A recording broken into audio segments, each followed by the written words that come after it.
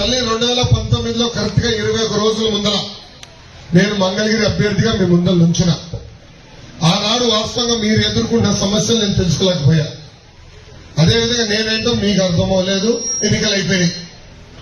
5350 ఓట్లతో నేను ఓడిపోయాను తల్లి. ఓడిపోయిన దగ్గర నుంచి నేను వదిలిపెట్టలేదు తల్లి నియోజకవర్గాన్ని. గతంలో ఎవరిని ఓడిపోతే వెళ్ళిపోయేవారు, పనిచేసేవారు కాదు. అలాంటిది నేను ఓటమి చెందినా కూడా మంగళగిరిలోనే ఉన్నా.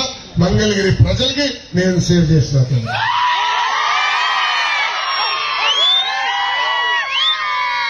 ఈ రోజు ఈ సభాముఖంగా కరకట కమలాసన్ గారికి సూటిగా ప్రశ్న వస్తుంది. కరకట కమలాసన్ అరే మీకు తెలియలేదా? అరే నువ్వు ఆగబ్బా, పెద్దమ్మకి తెలియదంట చెప్పని.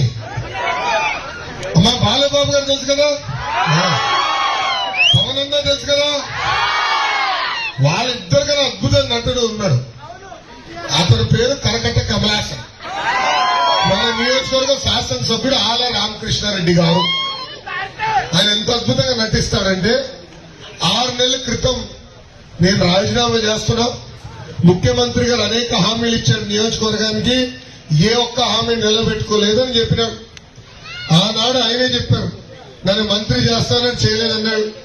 నియోజకవర్గానికి 2,000 కోట్ల రూపాయలు ప్రతి సంవత్సరం ఖర్చు పెట్టి అభివృద్ధి చేస్తానని ముఖ్యమంత్రి గారు చేయలేదన్నారు. ప్రజలు అనేక ఇబ్బందులు ఎదుర్కొంటున్నారు, బాధల్లో ఉన్నారు, వాళ్ళ సమస్యలు నేను పరిష్కరించలేకపోతున్నారని ఇక వద్దు నాకు రాజకీయాలని రాజీనామా చేసి షర్మిలా గారి ఎన్నికల పరిగెత్తుకుంటూ వెళ్ళాడు.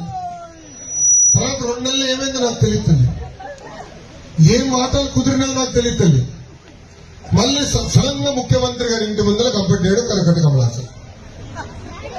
పక్కన కట్ చేస్తే సీను ముఖ్యమంత్రి గారు కండ వేస్తున్నారు. ఇంత అద్భుతంగా నటుడు.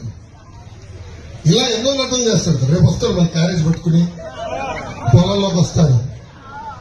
మళ్ళీ అదేదో క్యారేజ్ మీద ఇచ్చినట్టు ఒక యాక్టింగ్, మళ్ళీ ఇంకొక యాక్టింగ్, ఇటు అద్భుతమైన నటన మొదలు పెడతాం. తల్లి నటన నాకు తెలుస్తాను. ముందున్నట్టుగా చెప్తా, చేయగలిగితే చేస్తానంట, చేయలేకపోతే క్షమించండి నేను చేయలేనని చెప్తా. అమ్మా నేను ఓడిపోయిన తర్వాత కూడా కేఆర్ కొండూరుకి ఆరోగ్య రథాలు పంపించాను. మీకు ఉచితంగా అనారోగ్యంతో ఇబ్బంది పడుతుంటే, ఊర్లో అనారోగ్యంతో ఇబ్బంది పడుతుంటే వాళ్ళకి ఉచితంగా మందు బిల్లు మనం అందించాం.